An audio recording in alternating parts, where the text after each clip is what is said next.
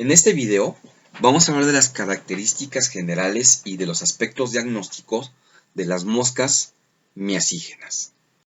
Se conoce como miasis aquella parasitosis ocasionada por las larvas de mosca que se establecen y afectan a los tejidos y órganos de vertebrados.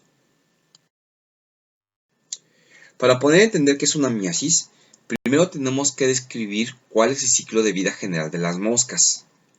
Las moscas tienen un ciclo de vida holometábolo.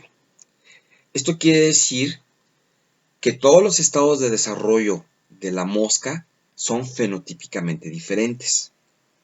Así tenemos moscas adultas, que también se conocen como crisálidas, huevos, larvas y pupas. Las crisálidas ponen huevos. De los huevos emergen larvas. Las larvas se convierten en pupa y de la pupa emerge una crisálida. La mayoría de las moscas cumple su ciclo de vida en algunos cuantos días. Sin embargo, puede llegar a haber moscas que completan su ciclo de vida en 1 o 2 meses. Y en términos generales, la mayoría de las moscas viven entre unos 15 o 25 días. También la mayoría de las moscas ponen huevos. Sin embargo, se han descrito géneros de moscas que retienen los huevos y de ellos emergen directamente las larvas.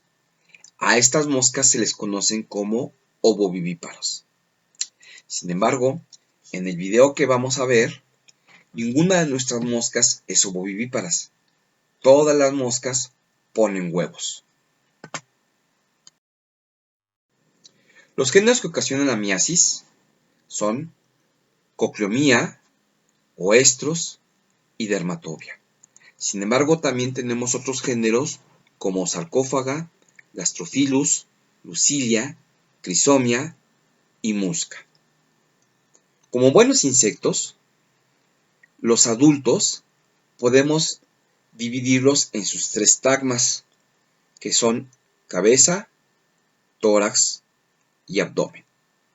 Y como buenos dípteros, podemos observar la presencia de un par de alas membranosas. Sin embargo, las larvas presentan forma de tubo. La mayoría de estas larvas se encuentran pseudo segmentadas. Y es esta larva la que ocasiona la miasis. De esta manera, la morfología general de las larvas es como sigue.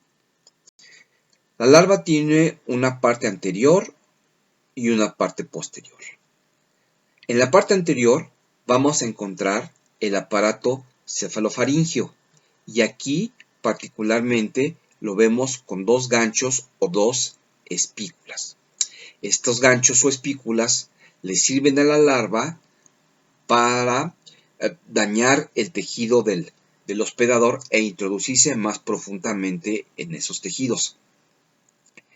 Enseguida de la parte anterior encontramos 3 segmentos que les vamos a conocer como segmentos torácicos y el resto lo vamos a conocer como segmentos abdominales.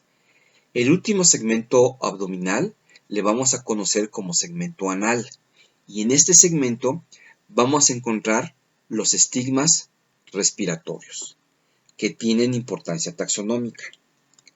La mayoría de los segmentos o pseudosegmentos, mejor propiamente dicho, tienen espinas. El tamaño de estas larvas puede ser desde un par de milímetros hasta unos 2 o 3 centímetros de longitud. De acuerdo al tipo de miasis, vamos a poder dividirlas según el ciclo de vida o según su ubicación. Según el ciclo de vida, vamos a dividir a las miasis en obligatoria, facultativa y accidental. Una miasis obligatoria es aquella donde el díptero necesita completar el ciclo de vida en el hospedador. Una miasis facultativa es aquella donde el díptero tiene la facultad de cumplir su ciclo de vida en materia orgánica en descomposición o en su defecto en las deposiciones de los hospedadores o directamente sobre el hospedador.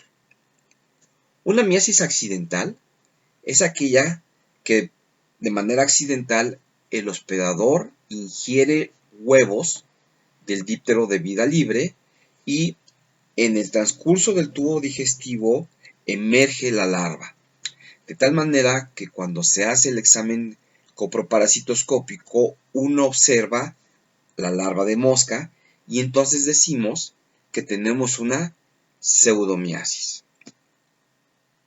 Las miasis, según su ubicación, las podemos clasificar en tres tipos: cutáneas, subcutáneas y cavitarias. Y como ejemplo de esto tenemos a coclomía con una miasis cutánea, a dermatobia con una miasis subcutánea y a oestos con una miasis cavitaria. Las manifestaciones clínicas de las miasis no tienen una clínica patognomónica, sino depende del lugar donde se encuentren. En este cuadro podemos observar que tenemos una miasis cutánea y tres cavitarias: nasal, auditiva y oftálmica, y una miasis entérica. De acuerdo a la descripción de los signos y los síntomas, podemos observar de manera general que todos causan traumas e irritaciones severas, pero también pueden causar zumbidos. Y nuevamente, retomando el punto de que no tienen ningún signo patognomónico, el diagnóstico lo tenemos que hacer necesariamente con la presencia del individuo enfrente de nosotros. El primer género que vamos a revisar es Cochlomia hominivórax. También se conoce como gusano gobernador del ganado y causa una miasis cutánea. En el extremo superior izquierdo vemos una mosca adulta. Esta mosca adulta no es de ninguna manera parásito. Lo que es parásito es la larva. En la fotografía central lo que vemos es el extremo anterior de la larva y vemos el aparato cefalofaringeo. En la fotografía que tenemos en el extremo superior derecho, observamos una microscopía electrónica, vemos los ganchos del aparato cefalofaringeo, estigmas respiratorios anteriores y numerosas espinas que emergen de los segmentos o pseudosegmentos de esta larva. Las especies afectadas por esta miasis en general son bovinos, ovinos y caprinos. Sin embargo, cualquier mamífero puede ser susceptible de ser infectado por esta larva. Los humanos cabe mencionar que son hospedadores accidentales. En la fotografía que tenemos aquí podemos observar el trauma ocasionado por estas larvas. A este tipo de trauma se le conoce coloquialmente como gusanera. El ciclo de vida de esta mosca es como sigue e involucra necesariamente la presencia de heridas o de mucosas en el hospedador. Estas heridas son altamente atractivas por las moscas, las cuales llegan y depositan numerosa cantidad de huevos. Numerosa me refiero entre 50 y 500 huevos, siendo un promedio de 200. Los huevos entonces crecen en esta herida, se desarrollan tres estados larvarios, se produce una herida profunda y una vez que esta larva alcanza el tercer estadio, se desprende del hospedador, cae al suelo y se forma la pupa. De la pupa emerge la crisálida y se completa el ciclo de vida. La ovoposición consiste en que la hembra, como habíamos comentado hace un momento, produce entre 100 y 500 huevos y bueno, como promedio son 200. Una vez que los huevos se depositan sobre el hospedador, las larvas nacen a las 24 horas de la ovoposición. De manera interesante, los huevos de coclomía se orientan en una misma dirección, formando una especie de tejado o de piso, y a esta herida se le conoce como gusanera. Las larvas se alimentan de los fluidos del hospedador y de manera interesante, las larvas se van a situar de cabeza, de tal manera que la parte anterior de la larva se encuentra hacia el tejido del hospedador y la parte posterior se encuentra en la superficie, en contacto con el ambiente. Por lo tanto, lo que vemos en esta fotografía son una cantidad importante de larvas con unos puntos negros. Esos puntos negros son los estigmas respiratorios.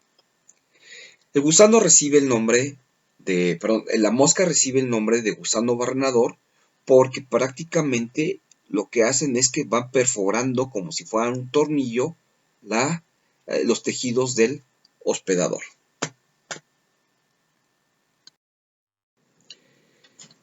El diagnóstico lo hacemos colectando las larvas. Anteriormente se consideraba que el sureste del país y gran parte de Estados Unidos estaban muy afectados por la presencia de este díptero y se hizo un convenio con los Estados Unidos para producir moscas estériles, moscas machos estériles.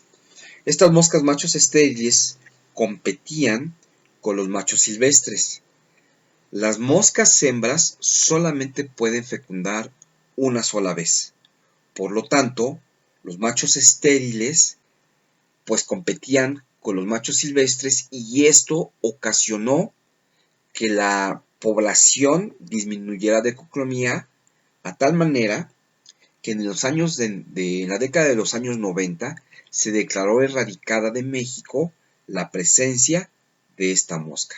Y actualmente lo que se hace es colectar larvas de mosca para llevarlo a los centros entomológicos y vigilar la ausencia de coclomía en el país. Estas moscas se transportan en tubos que van llenos con moscas en alcohol al 70% para que queden fijas y bueno, se llenan por diferentes formatos para que se pueda ubicar con precisión la región de donde se colectó la mosca. Una vez en el laboratorio, lo que se hace es identificar la morfología de la larva, la parte anterior, aquí se ve el aparato cefalofaringio y la parte posterior. En la parte posterior, lo que vamos a identificar son los estigmas respiratorios y particularmente le vamos a identificar las placas o hendiduras espiraculares. Y esto nos da la clasificación taxonómica de esta larva. El siguiente género que vamos a revisar se llama Oestros ovis, que causa una miasis cavitaria. De manera coloquial, también se le conoce como gusano de la nariz o moquillo, y más propiamente le conocemos a este tipo de parasitosis como estrosis. El ciclo de vida de esta mosca es similar a la mosca coclomía. La idea es que la mosca adulta deposita en las cavidades del hospedador los huevos. Las cavidades bien pueden ser la nariz, pueden ser los ojos, pueden ser los oídos. Una vez que llegan los huevos a las cavidades, emerge la larva, se introduce más profundo en esta cavidad y puede estar viviendo hasta 9 meses en estado 1. Posteriormente crece esta larva, se convierte en larva 2 y una vez que alcanza este estado, a los 15 días a más tardar, se convierte en larva 3. Esta larva 3 cae al suelo, donde en un periodo de 1 a 5 días se convierte en pupa y dependiendo de las condiciones de humedad y temperatura, entre 2 y 2 meses se convierte en crisálida. Y de esta manera se cierra el ciclo de vida. De manera interesante, la mosca adulta pues carece de boca. Esto quiere decir que esta mosca pasa 2 semanas buscando la manera de copular y reproducirse. Como buen insecto, tenemos que podemos dividirlo en cabeza, tórax, abdomen, tenemos 3 pares de patas y tenemos alas membranosas. Y aquí le podemos observar a esta mosca la presencia de ojos compuestos y proyecciones cuticulares que denominamos como cincillos. Las larvas pues, se van a localizar en la cavidad nasal, en los senos respiratorios, y cuando tienen la capacidad y el hospedador tiene pocas defensas, pues estas larvas migran hacia cerebro, donde tiene un desenlace fatal para el hospedador. En los seres humanos, normalmente donde encontramos este tipo de miasis es en los ojos y denominamos a esta parasitosis como oftalmomiasis. Y esto ocurre porque la mayoría de los seres humanos afectados es porque están en contacto continuo con el ganado o en lugares donde se encuentra el ganado reposando. La morfología de las larvas, bueno, como buena larva de mosca, tiene 3 estadios de desarrollo, desde la larva 1, que son pequeñas, blanquecinas, la larva 2 son de mayor tamaño que la larva 1 y tienen como 2 o 3 veces su tamaño, y finalmente el estadio 3 es una larva de color café. Estas larvas se recolectan y en la parte posterior se les tiene que buscar la presencia de los estigmas respiratorios. Aquí están los estigmas respiratorios de Oestrus ovis, que tienen una forma arriñonada. El último género que vamos a revisar se llama Dermatobia hominis. Esta causa una miasis subcutánea. Los hospedadores afectados son todos los mamíferos domésticos, los animales silvestres y evidentemente el ser humano.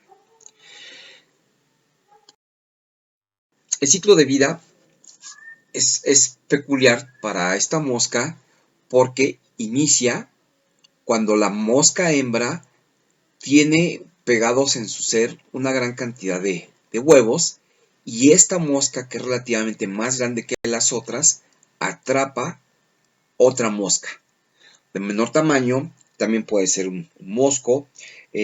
Normalmente a la mosca que atrapa son moscas que son atraídas por las heridas de los hospedadores o las mucosas de los hospedadores, o simplemente que están en contacto continuo con los hospedadores, como la mosca doméstica.